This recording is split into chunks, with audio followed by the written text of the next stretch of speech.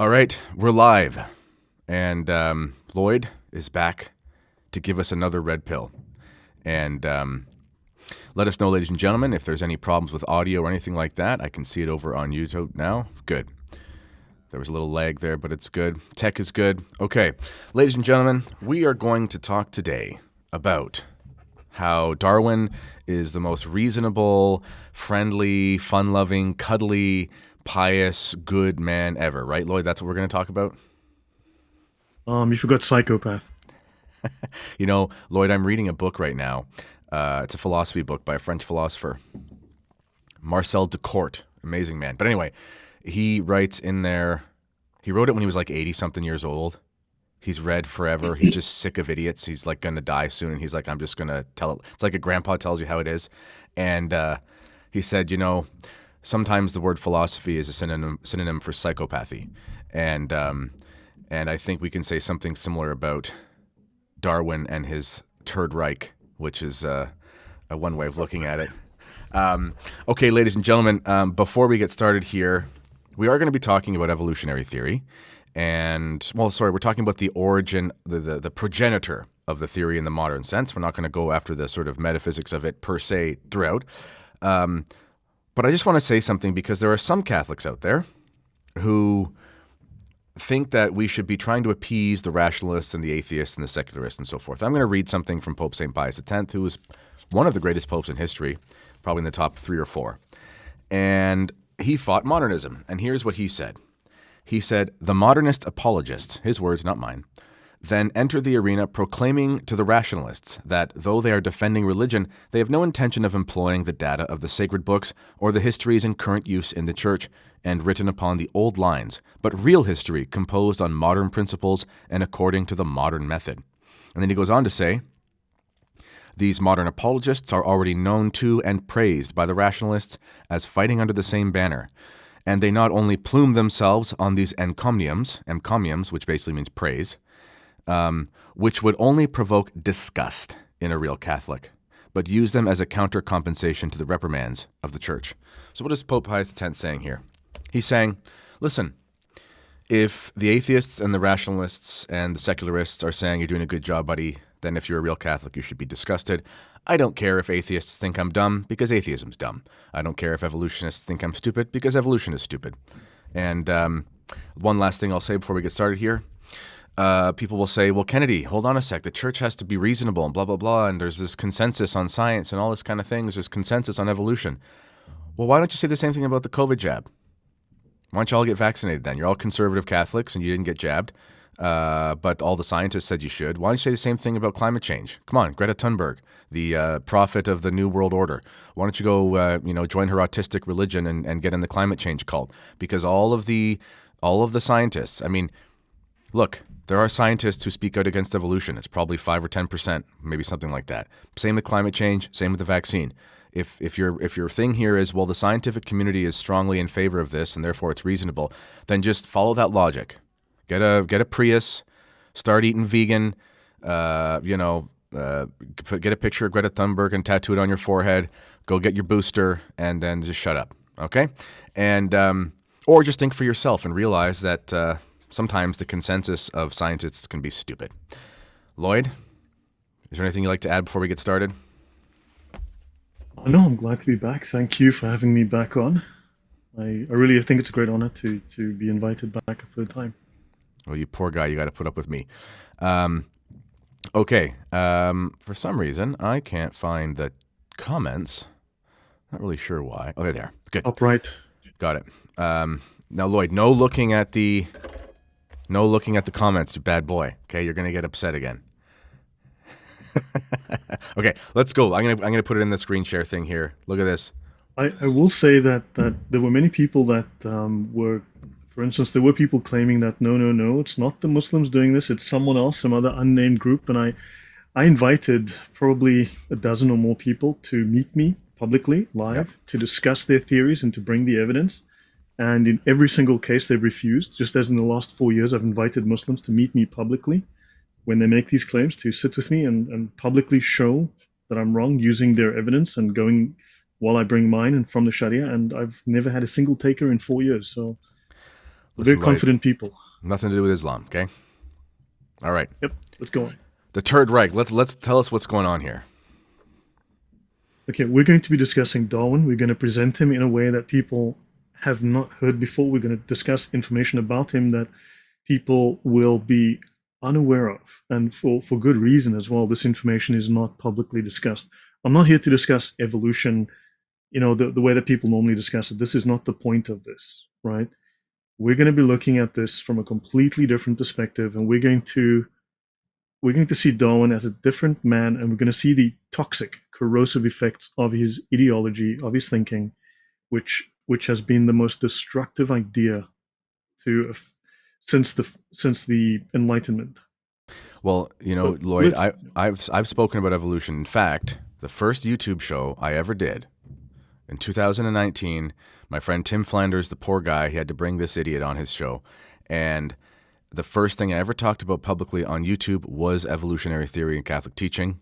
The first article I ever had published at a sort of major place, a major sort of apostolate, was the Kolbe Center, which is defends the traditional doctrine of creation in the Catholic Church. This is something that is near and dear to my heart, and I've studied for a long time. So a lot of this stuff, I'm really happy that you're bringing this up.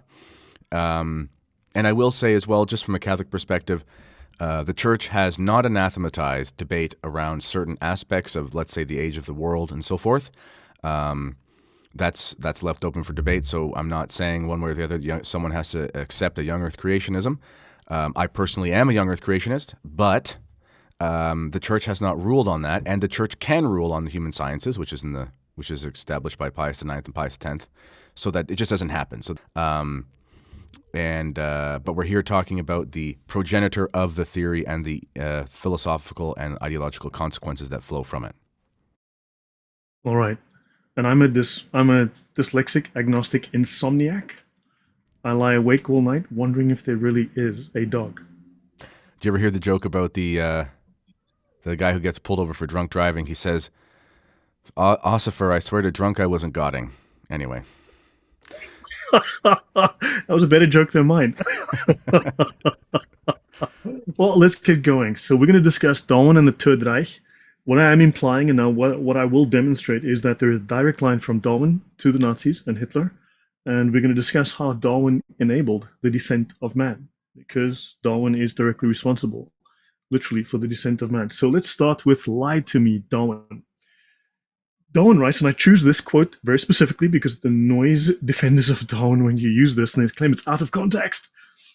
"I acted cruelly, for I beat a puppy, I believe, simply from enjoying the sense of power. But the beating could not have been severe, for the puppy did not howl." Okay, that's what scientists do, right? That's what you do. But of course, people say, well, he only did it once. Sure. When you only kill one person, you're not a murderer because you only did it once. Right. So, and of course he says in the next paragraph, in the next sentence, he says, "But I didn't do it again." But of course, if you keep reading, he also tells you that as a little boy, I was much given to inventing deliberate falsehoods. So the guy who tells us that he only did it once also tells us that he was known to be a liar as a child. He admits to inventing, and this was always done for the sake of causing excitement.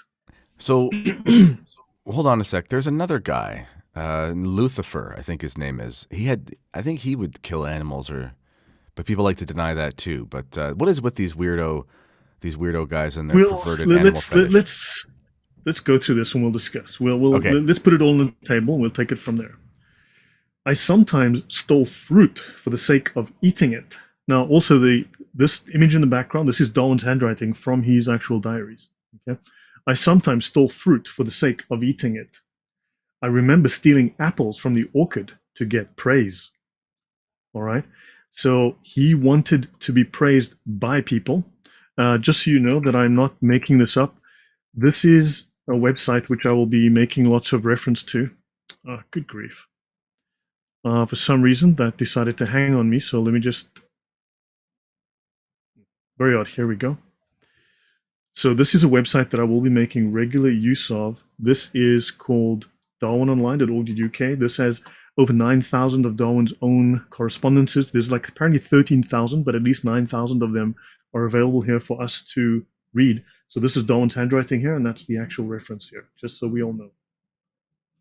I remember stealing apples from the orchard, and what he did was he stole these apples, and he would then take it to people who lived in the area because he wanted praise from them. So he would steal things, and then also, for instance, he would steal fruit. He would then hide it, and then run to the house and claim that he found a stash of hidden fruit, so he could be rewarded for finding things that someone stole, and then he'd be rewarded for returning these things that he'd stolen. Right? I became so this is something that he did, just so we know. I became passionately fond of shooting. I did not believe that anyone could have shown more zeal for the most holy cause than I did for shooting birds. How well I remember killing my first snipe, and my excitement was so great that I had much difficulty in reloading my gun from the trembling of my hands. This taste long continued. How I did enjoy shooting, but I think that I must have been half consciously ashamed of my zeal, for I tried to persuade myself that shooting was almost an intellectual employment. It required so much skill to judge where to find most game and to hunt the dogs well. He hunted My dogs? zeal was he used dogs. He trained dogs to obviously hunt game. Oh, to hunt. Oh, hunt. But he said he wants Hunting to dogs. He used hunting hunt the dogs. dogs as well, though. Well, let's continue and see, because there might be things we don't know about.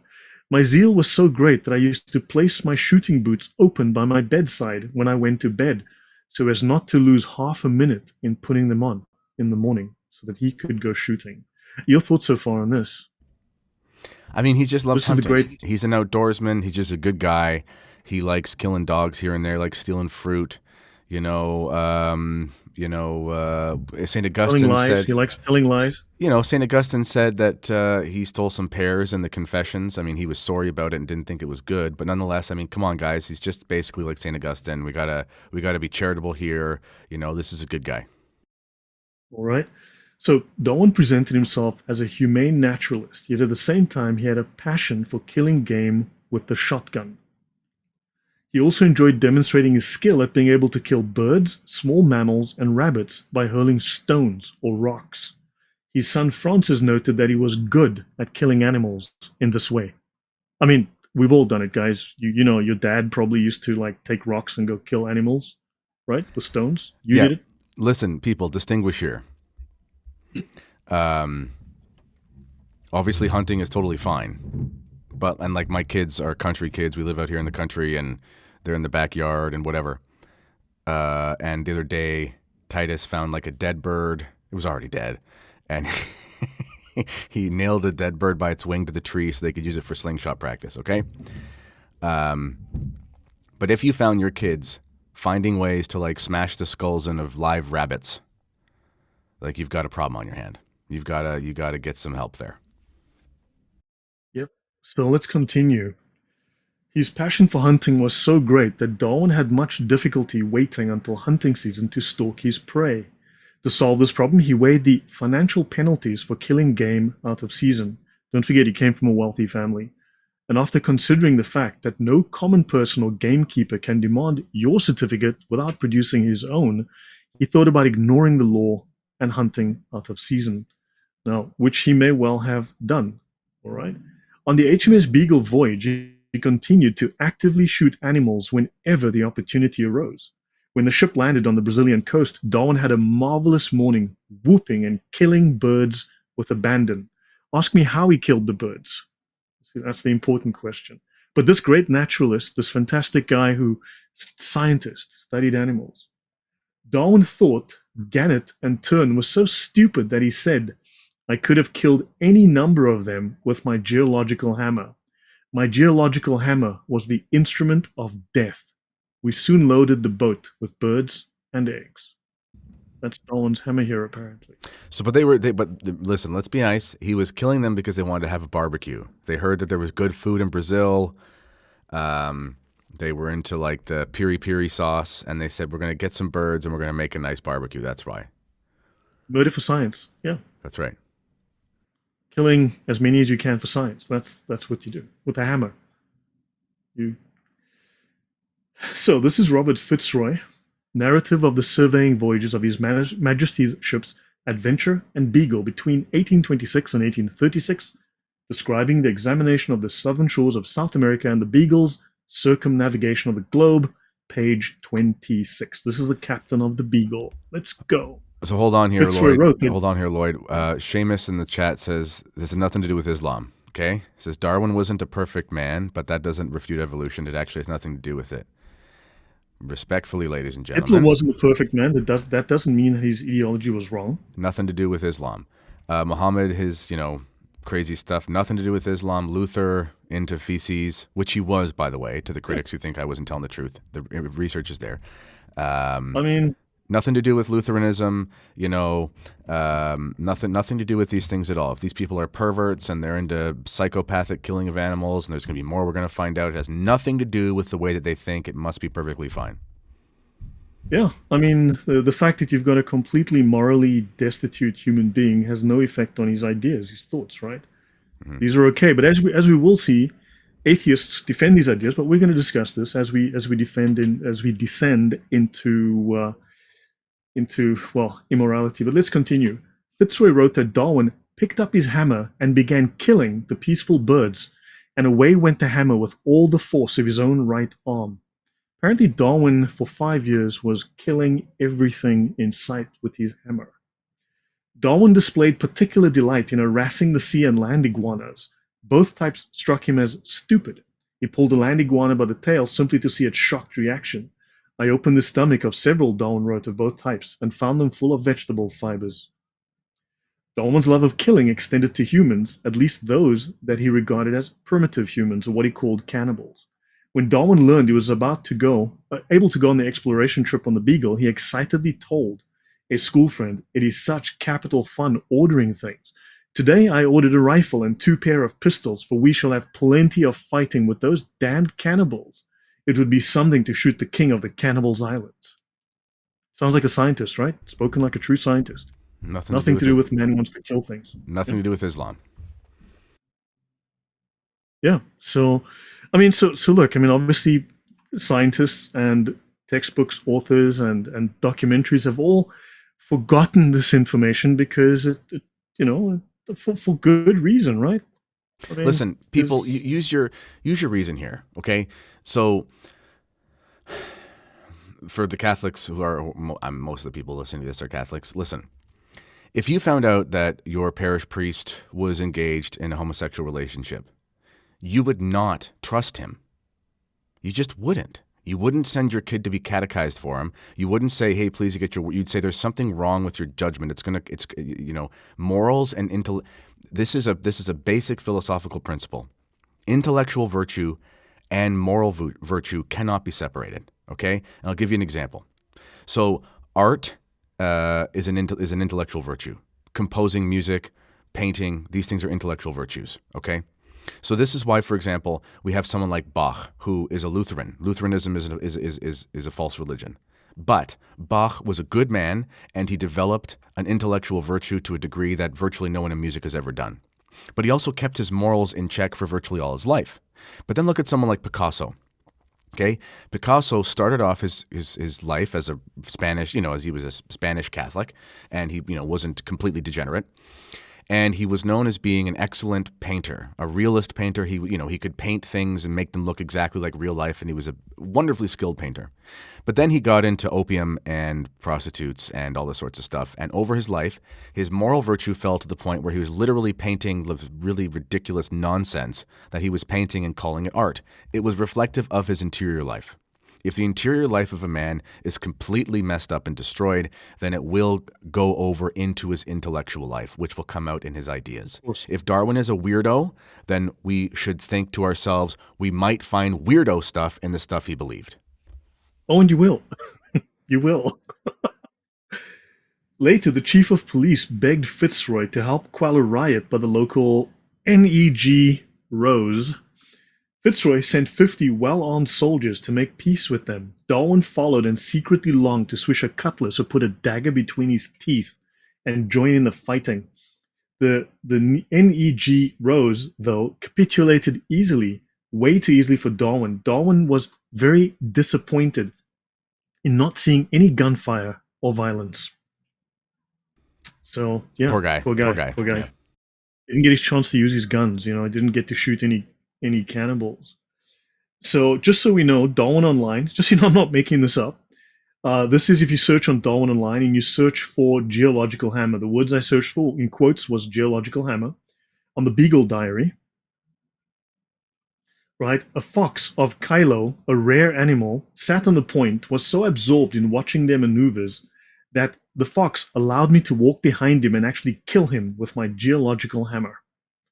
So he's got a history of killing things with a geological hammer. He seemed to like to get close to birds and lizards and kill them. And he killed a lot of things just for fun. I know we all know psychopaths like to kill things for fun, and he seemed to, yeah.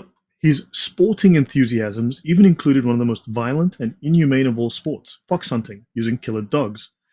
So this is from the book that I referenced earlier, L.R. Croft. Okay, Darwin's passion for killing and death might have played a part in developing his ruthless survival of the fittest, red tooth and claw theory of natural selection, in which death became a positive force for good. So, in other words, killing things, dying, makes way for good things to happen. So, in other words, if we look at our neighbors and they're not so fit and they're not so well adapted, if we kill them and take their land, we get the good stuff and we get to prosper because we have now land and possessions that don't have an owner all of a sudden. Understand? And also, his idea, I come from Africa. I've spent a lot of time in the bush. I've spent a lot of time in game parks. So animals are not ruthlessly killing each other every second of the day. That is a myth. Seriously, animals, they spend a lot of time sleeping. Lions sleep like 22, 23 hours of the day. They're not going around murdering everything every second of the day. That is a falsehood that Darwin effectively got from pagan Greeks and from a bunch of stupid poetry. That's right. Yeah. So There's so many lies and nonsense. Anyway, yeah, we'll keep going through it. But it's when you look into it, it's insane. So Darwin viewed death and destruction as an engine of evolutionary progress. You see, death, warfare, when he says death, he means warfare, was a good thing, as we see in the penultimate sentence of The Origin of Species.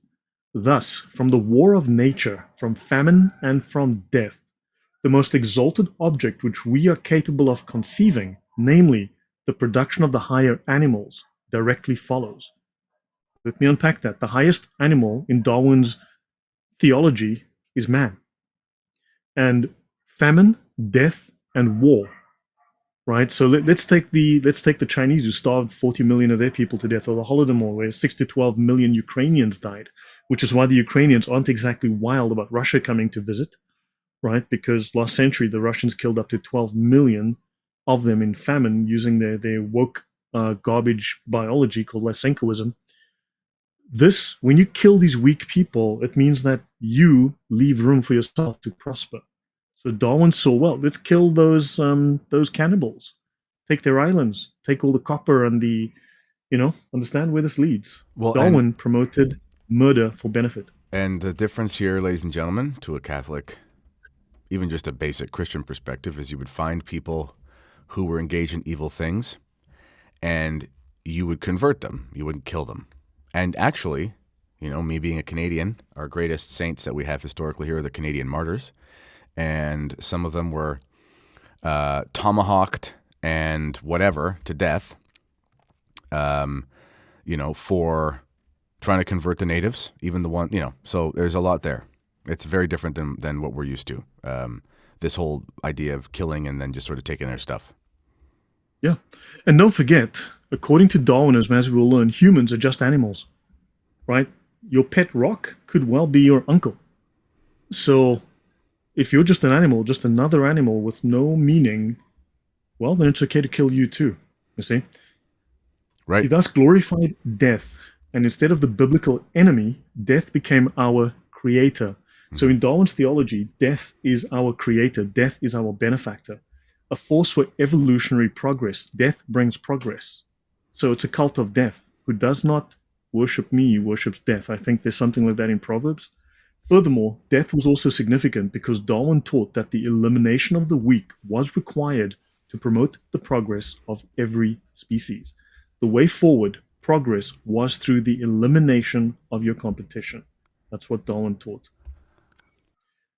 Now, someone was going on about Darwin being an Anglican, and we're going to be discussing that. This is a fairly lengthy, very detailed presentation, and there's a lot of propaganda and lots of people who love propaganda.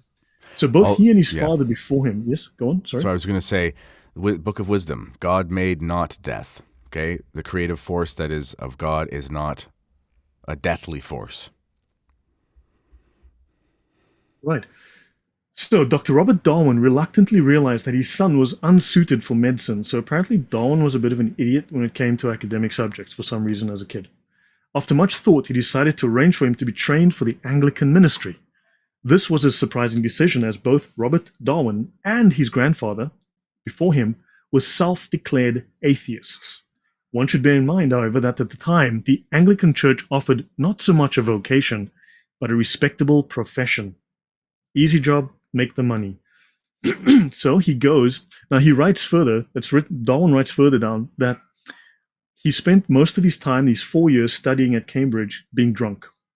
He spent a lot of time partying, hunting, and being drunk, because, as everyone knows, universities are universities are fountains of wisdom, and everyone goes there to drink, right? So this is best answered in the words of his father, who told him, Darwin, you care nothing but shooting, dogs, and rat catching.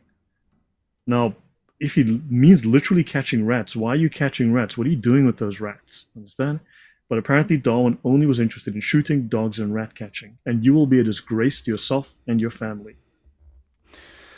So, Yeah. your thoughts, yeah? Well, yeah, some of the comments about hunting. Listen, hunting is totally great. Hunting's wonderful. But again, we're looking at this continual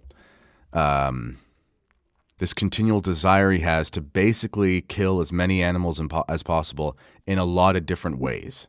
See, as someone who is a real naturalist, who is a real hunter, they only kill what they eat, or maybe what they'll use for pelts or something like that. We're not talking about trapping here, like the beaver trapping, okay? We're talking about somebody who just kills for sport over and over and over again. And if that becomes the animating principle of everything you like to do, it can get pretty deranged, okay? And again, I'm someone, hunting is big where I live, and people love to hunt, but they kill the deer and they eat the deer. They don't go out just to sort of find ways to hit the deer on the head with a hammer and say, look, I'm a scientist. Well, that's Darwinian science. So you make that's Darwinian science. We need to respect it. Respect the science. Let's continue. Let's look at Blue Steel and the many faces of Darwin. So this is Charles Darwin. This is the original Charles Darwin for most of his life. But what I want you to look at is those eyes. Those are tortured eyes. I want you to look at that face. Right? This is a very tense man. Okay? Let me continue. This is Darwin. Look at those eyes. Look at that face. This is an empty soul. Look at this man's face. Look at his eyes. Yeah, he looks pretty Right? sad. He looks broken. Look at that. The 1,000-yard stare. I mean, there's a serious amount of 1,000-yard staring going on here. Let's continue. That's Darwin again. I need to do a shameless plug here. Ladies and gentlemen, look at Darwin's beard and compare it to my beard, okay? If he had Kennedy Report beard oil, if he had beard oil from our store, which you can find in the description of this video, he might have been a happier man. He might have stopped killing little tiny finches with his toenail clippers. He might have been a better guy. So if you want to avoid becoming a Jeffrey Dahmer-esque serial animal murderer with a wiry beard, then check out the links in the description for the Kennedy Report beard oils, as well as our frankincense oil and other products. Okay, continue, Lloyd. Okay, so let's continue. So this is Darwin. You can see there's something. This is not a happy man, right? Look at those eyes. Look at that face. This is not a man in good spirits. This is not a well man. This is the last photo before he died. Now, the first photo I showed, that was Darwin up to the age of 53 because he grew a beard at 53 to avoid being recognized because of the consequences of his book. Really? I didn't know that. Yeah, he was clean shaven his whole life until after his book was published, and then he grew the beard. Yeah. So now Darwin did not discover evolution. Darwinian evolution by natural selection promotes development of life from non-life by purely material processes. They love to say natural processes. Natural what? By material processes, basically atoms banging into each other. It is one of the most destructive ideas in history, as we're going to learn. So the idea of evolution was around for at least 2 generations before Charles Darwin, even in his own secular atheistic family. His father was an atheist, his grandfather was an atheist. This idea was present in his family for 2 generations at least, and it was around a lot longer than that. His grandfather Erasmus had promoted the idea as well, right? His grandfather, as had many others prior to Charles, back to the pagan Greeks in as far back as the 3rd century BC. You can trace it even before that. And these are the same pagan Greeks that atheists used to legitimize atheist philosophy. Right? So the same pagan Greeks that atheists used to legitimize their philosophy, the same sophists, I will admit as well, the same pagan sophists that atheists love to turn to. So Darwinism is not evolution. Darwinism is a deliberately atheistic, godless version of evolution. At the time of Darwin, there was theistic evolution. There were numerous Christians that were scientists that were putting forward a synthesis of Christian ideas with evolution, right? So there was a lot of that, and Darwin came along and created a deliberately atheistic, materialistic version of evolution. Social Darwinism also is not a corrupted form of Darwinism. Social Darwinism is Darwinism. These are Darwin's ideas. Everyone loves to talk about his cousin, Francis Galton, who invented social. No. Darwin invented it. Darwin made atheism and science synonymous with the rejection of religion. That is something that Darwin turned into a thing. So atheism and science were synonymous with the rejection of religion, and we'll talk about that in depth. Morality, as Darwin wrote, is whatever helps one group to survive or compete against another group. Eugenics, culminating eventually in the Nazi programs, found full justification in Darwin's writing. Unambiguously and explicitly, the Nazis found complete justification for their ideas in Darwin. The Nazis were simply implementing Darwin verbatim. Darwin's son Leonard became a leading eugenicist. Now, eugenics is also other terms for eugenics as racial hygiene, as in I'm an unhygienic race, scientific racism, right? And of course, atheists love science über alles, right? So of course, science brought us scientific racism, and Darwin brought us scientific racism. And let's not forget, it wasn't only Leonard that was a committed eugenicist. Darwin's entire family were committed eugenicists. Now, Darwin's theory came before the facts. This idea was present in his family for at least 2 generations, right? So the idea was there. He was trying to prove the idea, not collecting facts and then arriving at an idea. So his idea did not come, his theory did not come from careful examination of scientific evidence. Darwin's science, his argument for natural selection, was a deliberate attempt to exclude and displace God from the natural world completely. It was a deliberate effort to exclude God entirely from the natural world. Ladies and gentlemen, just think of the hypocrisy here. Listen, again, as I'll say, this is one thing that drives me nuts about a lot of intellectuals, is that they basically, they're just not, people don't follow through the logic of their statements, okay? So, or their type of personality or their arguments. So listen, Darwin comes from an atheistic family, but he was considering going to the seminary to be a priest of the Anglican Church. Okay? He's a man who is totally fine with living a lie. He's a man who's totally fine with being dishonest. He's a man who's totally fine with hiding truths and doing things for personal gain. I don't understand, and I'm not saying that the people listening to this, but it's like when the whole COVID thing happened. They'd say, why do you think these scientists would just, not tell us the truth? Why do you think that they would just not tell us the truth about that or this? Why do you think the government wouldn't do what is in our best interest? It's like, people, why do you think that fallen human beings somehow have your best interest at heart? Why do you think Darwin was, all of the evidence in Darwin's life, and we're just touching the surface. There's like 113 slides to go. And we're going to do this over 3 or 4 weeks. But the point is, I mean, clearly he's a degenerate of a human being. Why on earth would you think that he would tell the truth about things? I don't expect any degenerate to tell the truth about anything. Okay, people need to just wake up a little bit and realize that fallen human nature affects every single person, even the precious scientists and doctors and politicians, and usually because they wield so much power, especially them. Yeah, yeah. Seamus is saying that this information has not refuted evolution. I'd like to let Seamus know that if he had paid attention in the beginning, I had explicitly stated this is not a talk on evolution. So I will try and speak slower. I would talk in crayon just for you, but I'm afraid that's probably not possible. So Lloyd, you got to stop looking at the comments, buddy. You're going to get high blood pressure. Yeah. Okay, so let's talk about scientific justification of psychopathy, right? So the book I'm referencing here partly is The Darwin Myth, The Life and Lies of Charles Darwin by Dr. Benjamin Weicker.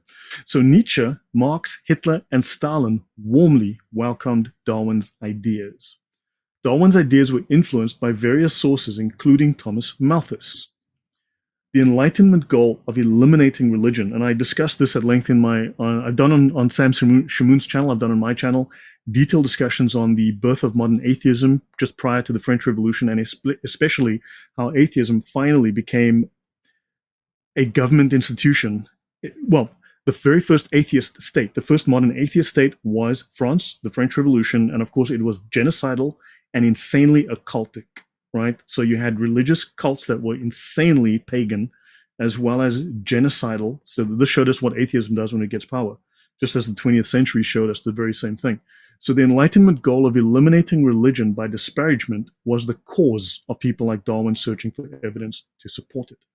So Mivart discussed Darwin, or criticized Darwin, accusing him of presenting a flawed dichotomy that forced a choice between either evolution or creationism without considering any other possibilities. So he made this black and white choice that people supposedly had to make.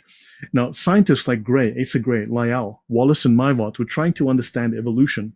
Being some of the greatest minds of the day, they knew Darwin, and they knew that the Earth was old. They understood the fossil record. They understood the power of Darwin's theory of natural selection. Darwin, however, had a different aim than they did. He was attempting to establish Darwinism, which removed God. Darwinism is an atheistic philosophy, naturalistic material philosophy that removes God. So there was a conflict immediately with these guys who considered themselves at one time his friends. The principle of natural selection was chosen because it excluded any creative action by God. That is why he was upset with Lyell, Wallace, and Gray. They kept letting in God because they were proponents of theistic evolution. Ladies and gentlemen, if you've ever read The Christmas Carol by Dickens, Scrooge is based off of Thomas Malthus, by the way. Dickens's Christmas Carol was written as a critique, inspired by a critique of Malthusian economics, just as a little historical tidbit. Right. So let's see. Let's continue. Now, okay, well, I'll skip. I was going to respond to something someone said, but now Thomas Malthus, 1798, Hysteria Science. As we know, it is hysteria science, right? It's not historical, it's hysterical. Now, there's a common quote attributed to Thomas Malthus, and it's commonly said in relation to Malthusianism, right? Population grows exponentially, but water and food do not. Now, Malthus argued that population grows exponentially while resources increase at a slower, fixed rate, leading to competition for limited resources. This competition would result in a struggle for survival, with only the fittest individuals able to reproduce and pass on their traits to the next generation. So this creates let's just say it's a false premise, which leads to a lot of false conclusions. Population growth, they said, will outpace availability of resources, leading to famine, disease, and other forms of population control. In other words, governments will be enforced to take population control measures. We're doing it for your own good because we don't want you to die. Malthus argued that without checks on population growth, the world would face scarcity and suffering. So this is the typical Malthusian chart. Population grows eventually just exponentially. And once we run out of food, that's the subsistence level, and boom, catastrophe. Right? That is what Malthus was claiming. This is what they forget, is that humans are incredibly intelligent and able to solve problems. Technology allows us to overcome issues. Like, for instance, when we were running out of horses, so that, we invented cars, you know, because people were saying, look, you're going to have so much horse poop on the streets because you're going to need so much horses for cities. People go, okay, well, let's stop using horses. So they invented something else. World food production has outpaced human population. We have more food in the world than we have people to give it to. Yeah. Also, listen, as Christians, ladies and gentlemen, this world is not our home, okay? So often what these people with these materialist theories do is they point out something that, yes, on this, Malthus was wrong. He was talking about there'd be like a population bomb in like the 1800s or something like that, you can go back and find these newspapers. I did some talks on this a few years ago, and it's absurd. I mean, it's absolutely absurd. It's this, the Great Reset, the Klaus Schwabs, the Builder, what are the conspiracy groups, but all these stupid groups, the Freemasons, whatever, all these groups, all these governments, all these Democrats talking about population control, blah, blah, blah, blah, blah. These are all just recycled ideas. It's like the heresies we find in the church. There's like 3 heresies. It's Gnosticism, it's pantheism, it's materialism, whatever. It's all just repackaged and called something else, okay? Malthus was just your run-of-the-mill heretic using these heretical ideas. But at the end of the day, though, the thing is, if you're a Christian and you believe that there is suffering because of sin, and you believe that this world is not our home, and all these kinds of things, then it could be, listen, ladies and gentlemen, it could be that your country could run out of food because of a famine. And the consequence of that would just be death. And why would death be a consequence? Because death comes into the world because of sin, the scriptures tell us. And there's no way to escape it.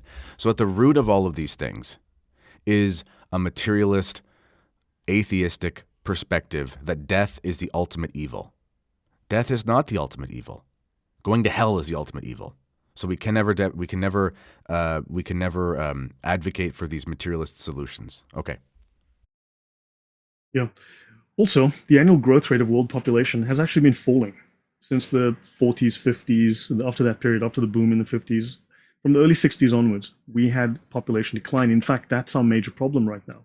And in fact, because of technology, we've been able to see rapid increase in food production. But also, there's plenty of evidence that we are in a time of superabundance. And if people would make some better decisions, we actually do have superabundance. Everything becomes cheaper, and we find new technologies, new ways of doing things. Right? So the Malthusian idea has been debunked over and over and over, but people who want to control the world for your own good and make sure that, who want to implement Darwinian ideas like it. Now, but Darwin was Christian! As you can see, we don't want to, right? Now, the source of this is a sop to religion, which Darwin attached only to later editions, not the first edition of Origin of Species, which was used by people to deny Darwin's atheism. In the very first edition of Origin of Species, he ended the book with a flourish that said, "There is grandeur in this view of life, with its several powers, having been originally breathed into a few forms or into one." So he left it kind of vague, and people were upset because he was going against a very religious society. To smooth ruffled religious feathers, later editions of the book read, "There is grandeur in this view of life, with its several powers, having been originally breathed by the Creator into a few forms or into one." Now, of course, he's implying that there was one original ancestor of life, right? However, now some are fooled by this sop even to this day. Check the comments for reference. What did Darwin himself say about this little addition? So Darwin tells his friend Hooker, "I have long regretted that I have truckled to public opinion, that I gave in to public opinion, and I used a Pentateuchal term, a biblical or Torah-based term of creation, by which I really meant appeared by some wholly unknown process." So in his private letters, yeah. So, ladies and gentlemen, okay, raise your hand if you were there when the world was created. Anybody in the audience? This is what I find so absurd about evolutionary science. I don't care how sophisticated it is. Okay? The evolutionist will tell you that Genesis must be a fairy tale, or at least, or at best, a really good myth. But the primordial soup and lightning hitting goo is somehow science. And people will say, "Oh, you're not being fair." Listen, there is no evidence in the sense of actual scientific evidence means you observe something. You observe something. What we have are inferences, and these are different things. If I see a mark in the fields by my house, the cornfields, I don't have evidence of aliens. I can infer from there it's a crop circle. What we have from the ancient past that is not dated, you see the rocks that we find, they don't come like with your milk jug, it comes with like a best before date. Contrary to belief, the rocks don't actually come with a barcode telling you when they were made and when they were put on the shelves.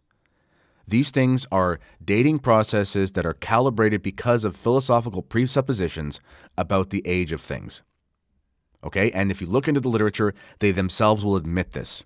When they stumble upon rocks 150 years ago and they're coming up with these ancient Earth hypotheses and so forth and so forth, there's no evidence in the thing itself that it's old. What there is an assumption about how those things would be made. And then they say, well, if that's the case, then we calibrate the dates based on the half-life of these or that material elements, blah, blah, blah, blah, blah. Okay? It is not a proven fact. And this is why, just recently, how old is the universe, Lloyd? How old is the universe according to the Big Bang? Do you know? 13.5 billion years? It's 23 now. And you know why? Because some idiot with a scientific degree came out and said it's Oh, they 23. need more time because 13 and a half is not sufficient time to explain evolution or creation. That's right. And According George, to the scientific theory, yeah. exactly. And also, if you look into it, they say, well, it's not really the Big Bang, it's the cosmic egg. That's what George Miller called. Well, it's not really the Big Bang, it's more of the Big Bounce. Well, it's not really the Big Bounce, it's more of one of the instances of sort of this coming to this singularity and then expanding from there into the universe. These things will change whenever they need them to change. It doesn't mean that everything they do in their fields of study is bunk. Obviously, they've got telescopes. Obviously, they do sorts of things. But when you watch those documentaries and you see those fancy graphics and it's really nice and they've got all this really good CGI, blah, blah, blah, blah, blah, those aren't actually pictures of what happened. I think people are so stupid that they actually think when they watch Neil deGrasse Tyson, who is an adulterer, by the way, so there you go. When they watch Neil deGrasse Tyson telling you about the cosmos, and they have fancy graphics made with their big studios, I think they believe that they're looking at an actual rendition of what happened. Guess what? No one's ever seen it. This is imagination. Obviously, there are things in the distant past that are not in Scripture. There's a lot that's not in Scripture. I don't know what it looked like when the mountains were formed. I have no idea. But all I'm saying is that you are dealing with imagination and you are dealing with what is at best inference. Well, last thing I'll say before I let you continue, and I know we'll do multiple shows on this. There was a dinosaur bone discovered by a woman named Mary Schweitzer. This happened in about 2005. You can look this up. Smithsonian talked about it. Natural history, blah blah blah, journals. All these things. This is mainstream stuff. She was not working at Bob Jones Protestant Fundamentalist University, which wouldn't matter because if you're a scientist and you get it right, I don't care if you're a fundamentalist. But the point is she found a dinosaur bone. It turned out to be 5,000, 6,000, 7,000 years old, based on what they found in there with the substances. It looked like remnants of blood cells and things, and tissue. And they said, "Hold on, this is absolutely impossible." And so she spent 10 years trying to disprove it. You can read all this in mainstream scientific journals. These are the two solutions they came up with. On the one hand, they said, "Well, actually, our carbon dating is wrong, and we didn't realize because carbon dating, previously they said, well, it can only go back to about 50,000 years or something." And they said, well, really, it could actually go back 80 million years. And it's like, so you were wrong the whole time. That's what that means. If you say that we didn't know and been using it wrongly, that means, why would I trust anything else you did? Second thing, they said, well, it's not the carbon dating problem. It's that where the fossil was in the soil, there were problems with the environment that made it so that the reading of it would make it look like it was young, but it wasn't. Okay, why doesn't that apply in the opposite to everything else you have? These are real. This is not, again, this is not the guy from the Westboro Baptist Church standing on the street corner saying that, God hates fags and evolution is whatever. This is just stuff in the universities and nobody wants to talk about it. The theory of evolution is not proven. The evidence for it changes all the time, and to trust in it and actually put it on the level of scripture, because there was one person who was there at the creation. Do you know who it was, Lloyd? Muhammad. Yes, yeah, it was God. Okay, and so if there's this thing called God's word, that is a thing that, with all due respect, you should be trusting as much as anything. And last thing, I already said the last thing a bunch of times. Yes, Lemaitre will follow general relativity, its logical consequences, and there are a host of people now who are smacking holes in general relativity because, as Christ says, heaven and earth shall pass away, but my word shall not pass away. The word of God, although there are different senses to Scripture, is true now as it was and will be. Okay, I'll let you talk now. Tell me something, Kennedy. If Jesus was a philanderer, if he'd married and divorced 8 times, had a bunch of girlfriends, knocked up a 13-year-old, had 25 kids, all over Palestine, if he was known for having murdered 5 people and for selling fake property, scamming people, would we still go, sure, those things are true, but Jesus taught evolution, and Jesus, his theories are perfectly 100% reliable. Nothing to do with Islam. Nothing to do with Islam. It would have nothing to do. Yeah, it would have nothing. It would have nothing to do with his theories. We're just all we care about is facts. We're rational. We're reasonable. Paintings have nothing to do with the painter, right? That painting would have painted itself, and that painting is accurate. The painter has nothing to do with the painting, right? Also, Peter in the chat wins the greatest comment of history, and he says Richard Dawkins is a born-again dinosaur. I love it. Yeah. Okay, what do you got here? Okay, just so you know, so look, it comes from Darwin Online. I just want people to know I didn't make it up. In a letter to Lyell, I would give absolutely nothing for the theory of natural selection if it requires miraculous additions at any stage of descent. And I think he used the term the descent of man deliberately because he meant to bring man down a peg or 2 or 3. I think embryology, homology, classification would show us that all vertebrata have descended from one parent. How that parent appeared, we know not. He denied God in everything that he wrote, which is odd that people say, well, I watched a propaganda show that said Darwin was a Christian, and I believe it because I like my propaganda. And these facts, Lloyd, you're lying about the facts. So yeah, I get that a lot. Anyway, so natural selection, just to define it, is a non-random difference in reproductive output among replicating entities, right? So this non-random difference leads to an increase in the proportion of beneficial, supposedly heritable characteristics within a given population from one generation to the next.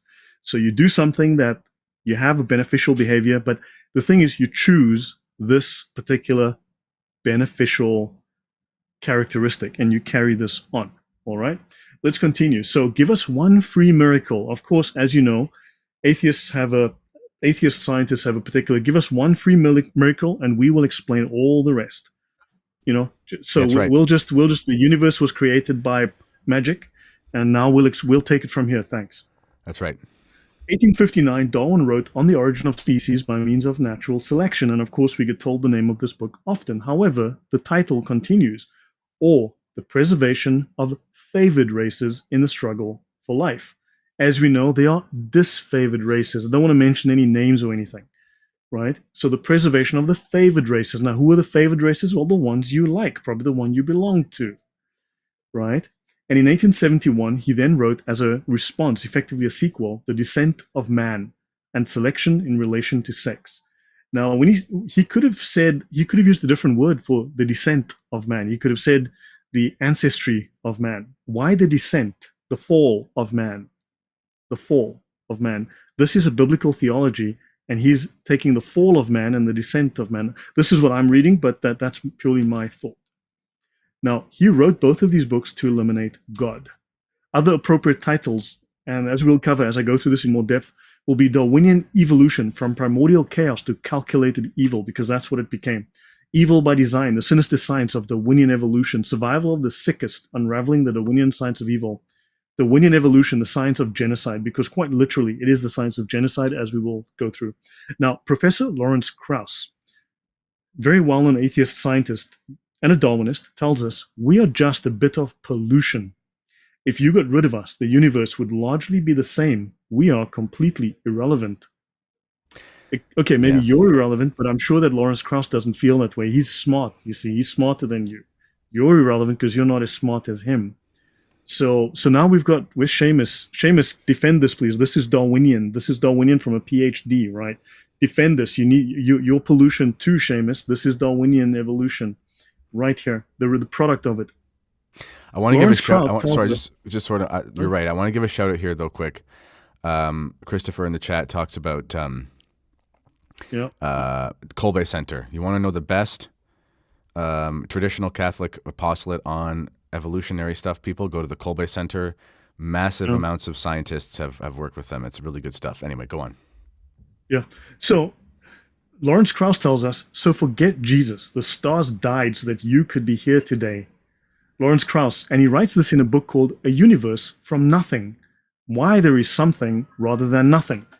Now, I need to explain this briefly. So he says, look, if we look at the universe today, right, we're sitting here 13.5, 93.8, whatever, you pick the billions. We're here now, and you know they are magnetic, blah blah blahs, and there's blah blah blahs, and there's muons and leptons and blah and electrons and blah blah blahs, and because these things exist, okay, the universe could have created itself out of these things. In other words, if you go to my kitchen now, there's flour, there's a bowl, there's a spoon, there's some milk, some sugar, and some flavoring, and because those things exist, a cake could spontaneously appear in the kitchen any moment.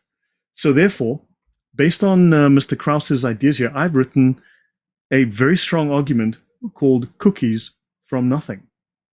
So this is circular reasoning. This man is a walking circular reasoning logical fallacy. So critics say that Krauss's idea of the universe arising from nothing relies on circular reasoning. They claim that he uses the existence of the physical laws and quantum fields within the universe to explain the origin of the universe. So in other words, the fact that cars exist, right, means that well, okay, how do you say the fact that rubber exists means that cars can spontaneously appear, right? Also, So I should say the fact that yeah, cars exist does not mean the cars were made by anybody. They made themselves. correct. So imagine a world where delicious chocolate chip cookies spontaneously appear out of thin air. According to the cookies from nothing hypothesis, these cookies materialize out of absolute nothingness, defying the laws of thermodynamics and culinary logic. Now, don't forget, he says that nothing, he redefines nothing to not mean the existence of nothing, but a nothingness that only has quantum fields, little bits of matter, maybe a few bicycles, a couple of whales, and a who knows, a magic toothbrush that you wave. And so that's how he redefines nothing, because he doesn't mean nothing like you mean nothing. He means nothing with stuff in it. Like when your wife says, "What you been doing?" You say nothing, but you've been doing stuff, you know? Proponents of this idea argue that the existence of these cookies is evidence that the existence of cookies is evidence of their spontaneous generation. They claim that since the cookies themselves are made of ingredients like flour, sugar, and chocolate, which are commonly found in the world, it follows that these ingredients must have spontaneously come into existence as well. They Uh, further assert that the taste and textures of the cookies prove their origin from nothingness, as they possess the perfect combination of sweetness, chewiness, and chocolatey goodness that one would expect from a cookie that magically appeared out of nothing. Don't you agree? I do. And our friend Sarmad here, he's Assyrian and Chaldean, and he says, can you use an analogy using shawarma sandwiches that Middle Easterners can understand? So, hey, buddy, guy, go down. You're the best place for shawarma, guys. Best place. The chicken, and then boom, shawarma. This means exist, buddy. This Yeah. is good. That's pretty good, actually, of a Well, Lebanese guy. what I'm wanting to say is that what you do is you're taking the shawarma meat and then you're okay. So critics of the cookies from nothing hypothesis point out the glaring absurdity of such an argument. This notion relies on circular reasoning. It assumes the existence of pre-existing cookie ingredients in order to explain the spontaneous appearance of the cookies themselves. Skeptics highlight the lack of empirical evidence for cookies materializing out of nothing. Now, look, there was a group of scientists, great scientists called Dire Straits, who told us you can get money for nothing. Okay? Now, money for nothing. We all know that this is true. This can happen. But they also stated, and we know this was the major flaw in their thesis, in their hypothesis, they said the chicks are free. Now, look, we all know chicks are never free. Okay? So while the ideas, sorry, yes, Kennedy, I can't hear you. You're on mute. Sorry, I said you finish, and then I'm going to answer Seamus because he's a gift that keeps on giving. Okay, you finish, and I'll go. Yeah. So while the ideas of cooking appearing out of thin air may be tantalizing, it is far-fetched and lacks the necessary scientific rigor to be taken seriously. No, because is Seamus telling us that this highly respected atheist scientist is not a real atheist? He's not a real Darwinist. He's not doing Darwinism correctly. No, Seamus is saying, and this is serious. I'm being serious here, Seamus. This is a good question. He says Saint Augustine has a allegorical reading of Genesis. Yes, the Council of Trent tells us that when there's unanimity of the fathers, it is the dogma of the church. And virtually every single father of the church, except for Augustine, Clement of Alexandria, and Origen — I know Origen's disputed — were six-day creationists. People will point to St. Augustine's view of Genesis and therefore say, well, he was believed in metaphorical creation days, therefore, or allegorical, therefore, this means that we can open it up to all this stuff. St. Augustine still believed, if you look at all of his writings, that the universe was extremely old, probably under 10,000 years old. So that's how to understand his interpretation. Also, Augustine, he did not read Greek, and he admitted this. And so he relied on the Vetus Itala translations of the Bible. And he had this debate between the reality of Chronos and Kairos. So Chronos is lived time. This is that's where we get the chronology, right, the start to finish. And Kairos is the experience of time. Okay, and this was part of Platonic philosophy, and he was a Platonist. He wasn't a Neoplatonist, but he was a Platonist. And he essentially believed that because before there is anything, if you think about this mystery of time, when we say things like before time, that's actually impossible because time, there's no before, there's a before. Okay, this is like the term prehistory. This is like there's no history before history. G.K. Chesterton makes fun of this. There's no time before creation. So what he's talking about is that in this eternal presence of the divine majesty of God, that there is this intersection of this Kairos and this Chronos. And he uses this to understand the creation. So basically, if you imagine this unbroken chain of Kairos, of this eternally present, non-beginning, non-ending existence, who is the divine majesty of the creator God, then from there you have something like a insertion into a limited space where we get Chronos. And Augustine is looking at this like this. And this is actually an idea that is very reasonable. And this is why the last time the church definitively ruled on evolution was with the Pontifical, or on Genesis, was the Pontifical Biblical Commission from 1907. You can read the doctrinal weight of that from a encyclical from Pope Leo XIII called Providentissimus Deus, I think. Catholic Answers has an article on the Pontifical Biblical Commission, which is incorrect. I'm going to actually probably write them on that. I don't know why it's incorrect. They're usually pretty good on this stuff. So it was not infallible, but it was to the weight of it had to be piously accepted by all Catholics, and if there could be dissent to it, it had to be done privately through theologians. That has not been done. To this day, the church has said you can look at Genesis. It is real history, real people, real events, real creation, Adam and Eve, real serpent, real fall, all those sorts of things. But there are mysteries there, and you can look at the terms yom, which are used for day, as being metaphorical, as Augustine did. But that in no way means he was advocating for something that could be reconcilable with evolution. All right. Right. So so religion not welcome here. So in Scientific American, you've got evolution and angst. Charles Darwin was a warrior. The intrepid explorer and scientific maverick appears to have suffered from anxiety and from panic attacks. So based on this article, and I'm just going to take a small section of it, Darwin was very physically ill. He was generally very physically poor shape, but also he had severe emotional problems. The man was not well, both mentally and physically. So Darwin writes, science has nothing to do with Christ. I think we have evidence and proof that he was an Anglican Christian. There we go. We've just established it. Science has nothing to do with Christ. He then goes on to say, except in so far as the habit of scientific research makes a man cautious in admitting evidence. For myself, I do not believe that there ever has been any revelation. Definitely a Christian. As for a future life, every man must judge for himself between conflicting, vague probabilities. Definitely Christian. I can see that. Probably Baptist. Maybe Calvinist. You never know. So Darwinism is not a synonym for evolution. Darwinism is a particular approach to the evidence for evolution, a reductionist, materialist approach that excludes the divine deliberately. So now we get to Charles Hodge.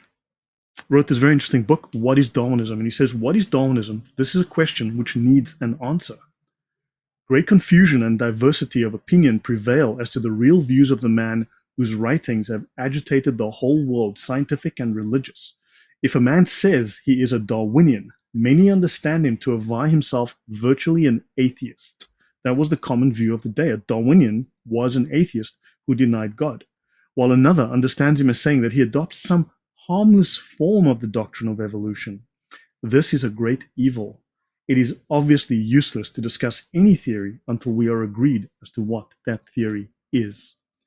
The question therefore, what is Darwinism, must take precedence of all discussions of its merits. That's why I hope that a certain individual in the comments understands that I'm not discussing evolution. We are tackling this question here. Let's continue. Charles Hodge, all right? So Darwin's flatulence, I think that's autocorrect must have been, I'm sure I had the word influence in there. Darwin's flatulence on modern thought. Great minds shape the thinking of successive historical periods. Luther and Calvin inspired the Reformation.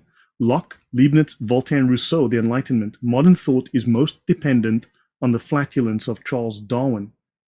Oh, so Darwin's personality and attitudes have no bearing on, okay, whatever. Right, let's continue. And this is in Scientific American. The discovery of natural selection by Darwin and Alfred Russel Wallace. This was sort of a simultaneous discovery. This was not unique to Darwin, but Alfred Russel Wallace is commonly painted out of the picture because Alfred Russel Wallace was a devout, let's call him a spiritualist, and he believed in theistic evolution. He contradicted Darwin on the naturalistic side, on the materialistic side. Must itself be counted as an extraordinary philosophical advance. Okay, so natural selection, massive intellectual leap forward.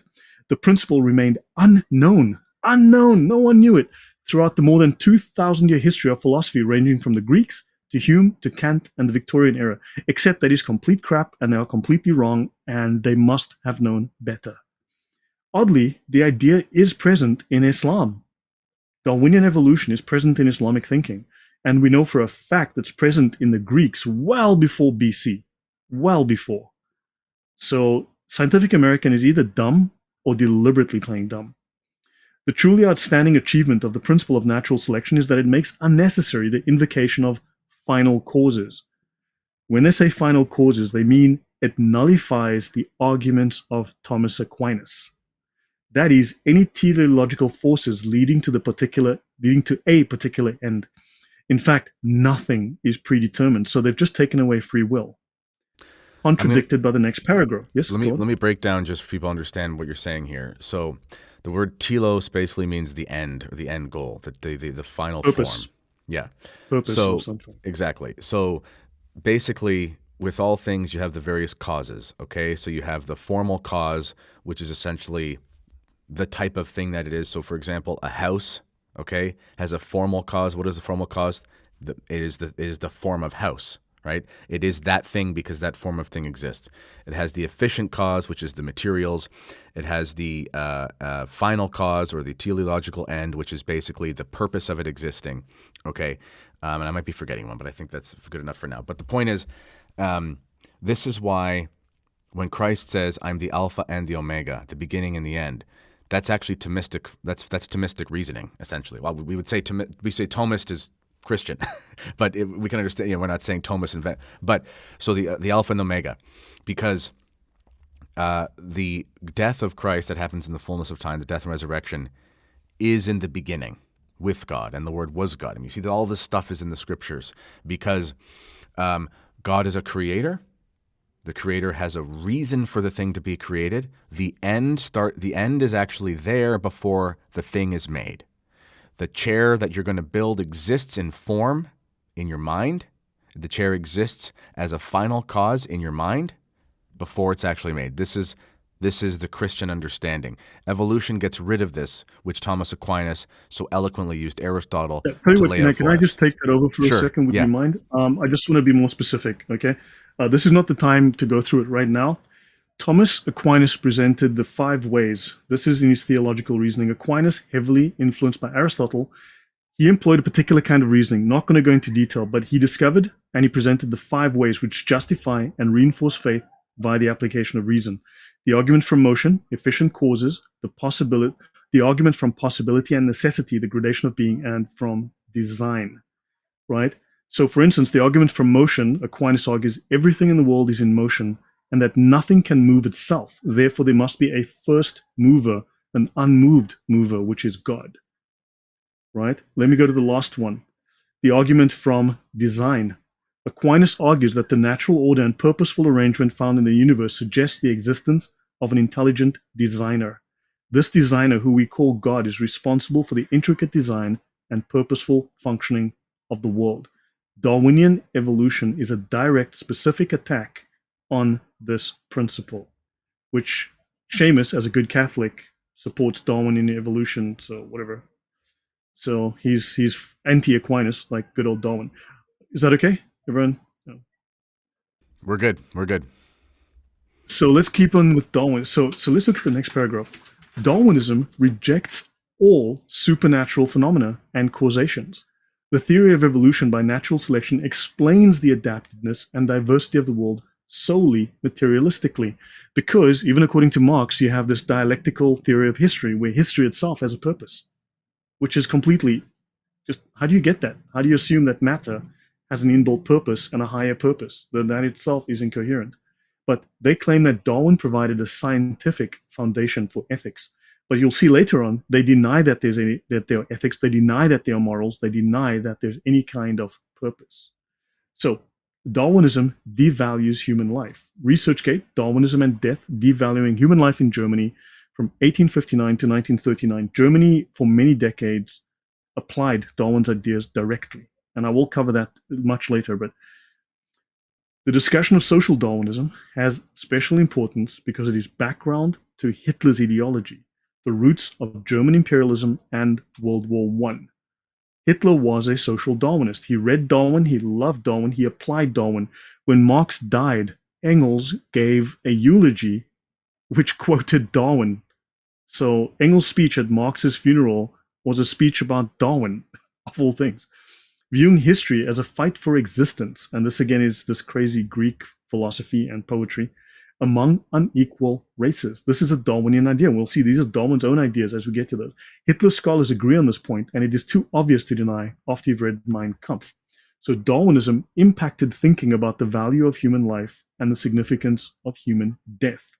So are there precursors to this thought, right? So Darwinism said, look, human life, you're just another rock. You're just matter. You are not important. You're just another animal.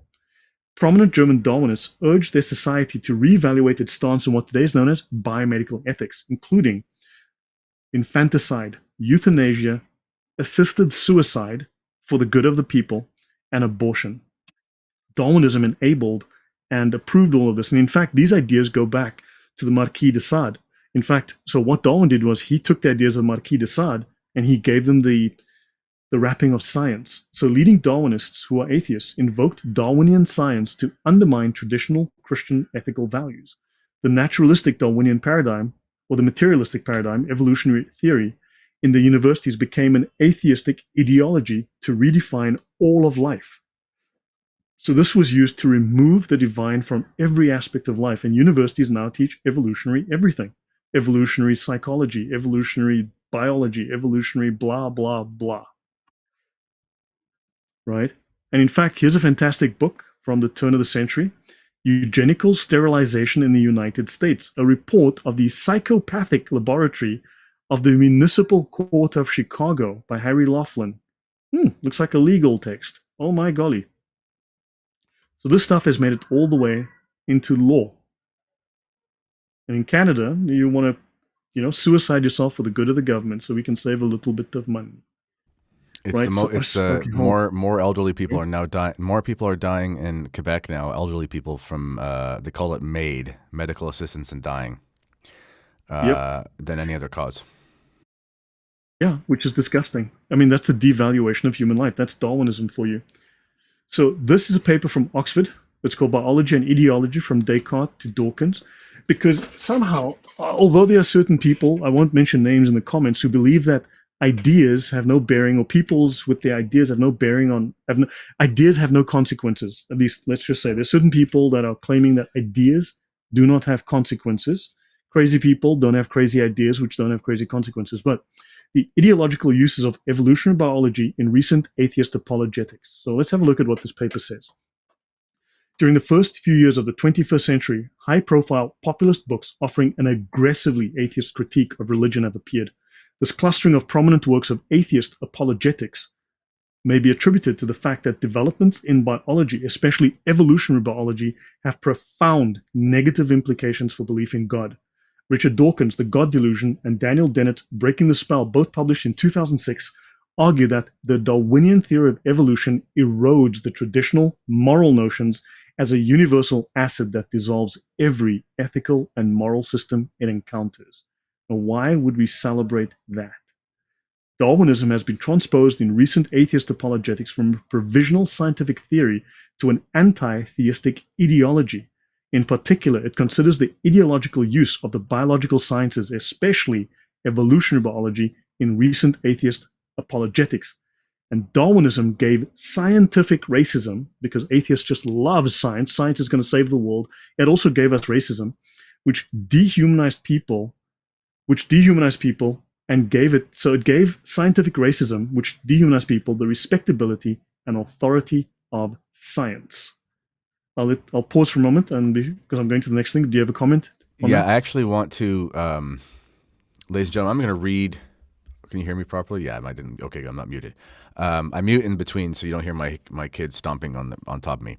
I want to read something here, people. This is from the same encyclical that I read at the beginning, Pascendi Dominici Gregis, which is the magnum opus of Pope Pius X. It was against the heresy of modernism, which is the synthesis of all heresies, according to Pius X.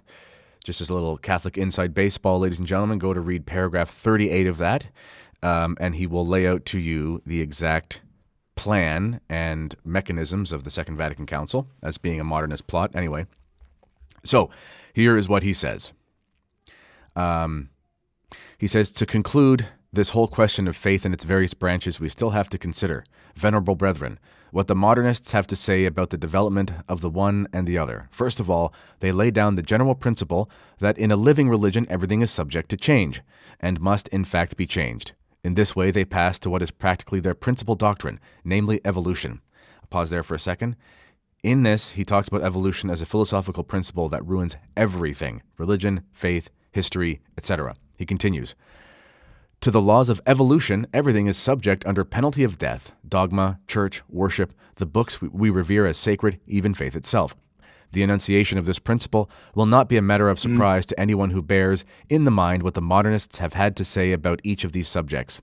Having laid down this law of evolution, the modernists themselves teach us how it operates, and first with regard to faith.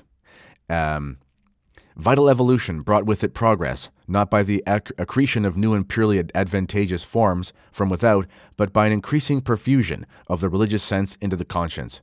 So when you follow this view of evolution as a philosophical principle, and remember, I said this earlier, there is no such thing as pure science. Science is an extension of principles of logic applied to material observable things. Before you do observations on things to find out whether or not there's a mechanism for that thing to work, you inherently and you intrinsically believe that there are such things as mechanisms that follow processes. This is why St. Augustine says, I think, therefore, or no, sorry, that's Descartes. He says, I believe so that I may understand. I believe so that I may understand. What he's saying there is he's recognizing the principle of, it's the opposite of Descartes. Descartes is, I think, therefore I am. Augustine is saying, I believe, therefore I understand, meaning he presupposes that things are understandable in the first place before he can even understand them. This exists in all things. So when you have this principle of evolution, this continuing change and progression towards this omega point, which is Teilhard de Chardin, who was an arch heretic, when you have this belief, basically what you have is this idea that all things must be subject to it. Because if you're a consistently logical person, you won't say to yourself, well, it's for the material world, but it's not for the spiritual world. Well, hold on a second. This is dualist. This goes against Thomistic metaphysics. You have form and matter. Your soul is the form of your body. Your body does not exist without your soul, and your soul is the form of the body you have. And when it's separated from it, you have what's called death. Okay? So when you separate the form and the matter, you have death. Having the spiritual separated from the material leads to a philosophical, religious, and intellectual death, which is what we see in Darwinian evolution. All right. Yeah. So I'm going to do this is a review by Dennis Sewell, The Political Gene: How Darwin's Ideas Changed Politics. Okay. Now, if Darwin is a nice man, we'd have nice ideas. But since he wasn't a nice man, we didn't get nice ideas. Although apparently, how nice a man is has no effect on his ideas. So Darwin, the universal acid that affects everything. I'm going to do an excerpt of this. Darwinism is the universal acid that affects everything. How often and how easily Darwinism has been harnessed for sinister political ends. Darwinism's critical role in eugenics and Nazism is told. Darwinism gave the human inferior-superior racial hierarchy theory the respectability and authority of science. This authority inspired the eugenics movement that swept the world. And he explains how a tightly knit group of scientists, and most of the main actors in the story were scientists, because atheists tell us, trust the science, make the scientists your new priests, but somehow these scientists keep getting it wrong. Biologists, zoologists, psychologists, and doctors went about trying to sell an esoteric idea to the general public, and they succeeded in getting laws enacted to suit their ideological purposes. Sewell details the enormous harm Darwin has caused society. There is no doubt about the lineage of eugenics itself. In the years leading up to the First World War, the eugenics movement looked like a Darwin family business. Darwin's son Leonard replaced his cousin Galton as chairman of the National Eugenics Society. In the same year, an offshoot of the society was formed in Cambridge. Among its leading members were 3 more of Charles Darwin's sons, Horace, Francis, and George. So it's all in the family. The group's treasurer was a young economics lecturer at the university called John Maynard Keynes, whose younger brother Geoffrey would later marry Darwin's granddaughter Margaret. Keynes' mother, Florence, and Horace Darwin's daughter, Ruth, sat together on the committee of the Cambridge Association for the Care of the Feeble-Minded, a front organization for eugenics. And what did they recommend? Well, if you're feeble-minded, you should die for the good of society. So Sewell bends over. Yeah? So pause here. So Keynesian economics, and it was, did you say Francis Galton? Yep, and Darwin's kids, all of Darwin's kids were So Darwinian eugenicists. evolution, if people don't know, Francis Galton is basically the father of population He's not- control policies. Darwin is the father of it. Sorry. Galton gave it a name. That's right. So I'm just saying you're seeing this unholy trinity. Keynesian economics, which is why we have insane inflation and why it oppresses the third world and poor, essentially. Keynesian economics, population control, evolution. There's your unholy materialist trinity. Yep. Sewell bends over backwards to be fair and not misrepresent Darwin, but he tells the whole story, often neglected in literature on evolution. This picture that Sewell documents is not pretty, and it's going to get uglier, a lot uglier, believe me. Sewell allows the words of leading scientists such as Ernst Haeckel and Charles Darwin, whose racist ideas were crystal clear in their writings, to speak for themselves. So he says that societal decay caused by Darwin is covered in detail. He shows that for some, evolution even explains and justifies rape. We will talk about that. We'll show how atheist scientists who are going to save the world said rape is okay, but we'll get to that. Evolution teaches that nature selects those organisms that leave more offspring, and the more sexually aggressive a person is, the more offspring he will usually produce, leaving the genes that cause sexual aggression to a disproportionate number of offspring. As a result, this trait will become more common in the population. So does rape allow you to succeed in the game of life? Of course it does, so it must be moral. That is Darwinian ethics, right there. Right? Dawkins has convinced many persons that he has a slam dunk case for giving up any search for the meaning, purpose, or direction in human affairs. Evolution does give meaning and direction to its academic believers, but this meaning and direction is now recognized as strongly influencing the acceptance of the eugenics movement. Eugenics might have remained where it began, on the margins of British political life, something to be discussed in halls and meetings of the Rationalist Association, because the Darwinist atheist axis had already become well established. However, unlike many other esoteric theories of the day, the eugenics movement could count on the support not just of cranks, but of Cambridge academics, fellows of the Royal Society, and large numbers of the medical profession that were capable of launching an impressive political lobbying campaign. So let's have a look. They speak here of, this last bit here, the case of Ota Benga. Sewell opens chapter 1 with the story of Ota Benga, the pygmy put on display in the Bronx Zoo in a locked cage with an orangutan named Jongh. They're about the same height, their grin was more or less the same, and 40,000 visitors came to see him. Let's have a look. This is Ota Benga.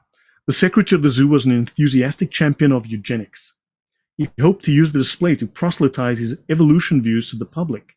This display caused the crowd to ask, was Ota Benga a monkey or a man? The zookeeper said that Ota was a transitional form between man and monkey, the missing link.